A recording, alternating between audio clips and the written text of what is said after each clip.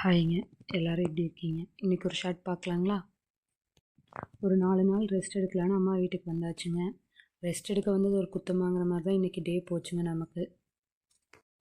நம்ம ஆயிரம் தான் ஹஸ்பண்ட் வீட்டில் எவ்வளோதான் ஃப்ரீயாகவே இருந்தாலும் நம்ம அம்மா வீட்டில் இருக்க மாதிரி ஒரு ஃபீலிங்ஸ் வரவே வராதுங்க.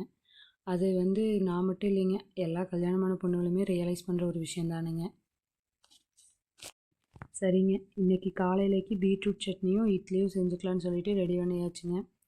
என்னோடய ஸ்டைலில் பீட்ரூட் சட்னி எப்படி செய்வேன்னு பார்த்துடலாங்களா?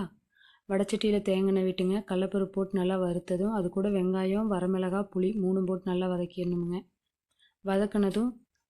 வதக்குனதும் பீட்ரூட்டும் போட்டு நல்லா வதக்கிட்டுங்க, அது கூட தேங்காயும் போட்டு நல்லா வதக்கணுங்க. கடைசியாக இறக்கிட்டு உப்பு போட்டு நல்லா அரைச்சிக்கணுங்க. தோசைக்குன்னா கொஞ்சம் கெட்டியாகவும் இட்லிக்குனா கொஞ்சம் தண்ணியும் நல்லா விட்டு அரைச்சிட்டோம்னா டேஸ்ட் நல்லா இருக்குங்க. அதுக்கு தாளிப்பு போட்டு கொட்டி எடுத்து சாப்பிட்டோம்னா அவ்வளோ டேஸ்ட்டாக இருக்குமுங்க. மேக்ஸிமம் நான் பீட்ரூட் சட்னி, கொத்தமல்லி, புதினா, கேரட் சட்னி இப்படி எந்த சட்னி செஞ்சாலும் இதே மெத்தட் தான் ஃபாலோ பண்ணுவேங்க.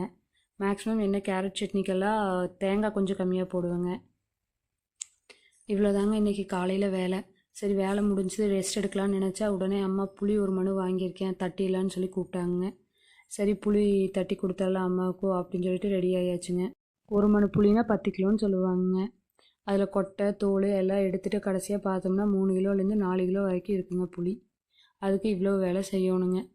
சரி, மதியம் லஞ்சுக்கு கூட எந்திரிக்கலிங்க, கையோட வேலையை முடிச்சுக்கலான்னு காலையில் 10 மணிலேருந்து 3 மணி வரைக்கும் இதாங்க வேலையே. இடையில ஒரு ரைஸ்கார் வந்தாருங்க, ரெகுலராக வரவர் தாங்க. அவர்கிட்ட ஒரு ரைஸ் வாங்கி சாப்பிட்டு அப்படியே வேலையை முடிச்சாச்சுங்க. சரி, மதியம் தான் சாப்பிடலன்னு சொல்லிட்டு நைட்டுக்கு ஒயிட் குஸ்காவும் பட்டாணி உருளைக்கிழங்கு போட்ட குருமாவும் செஞ்சாச்சுங்க.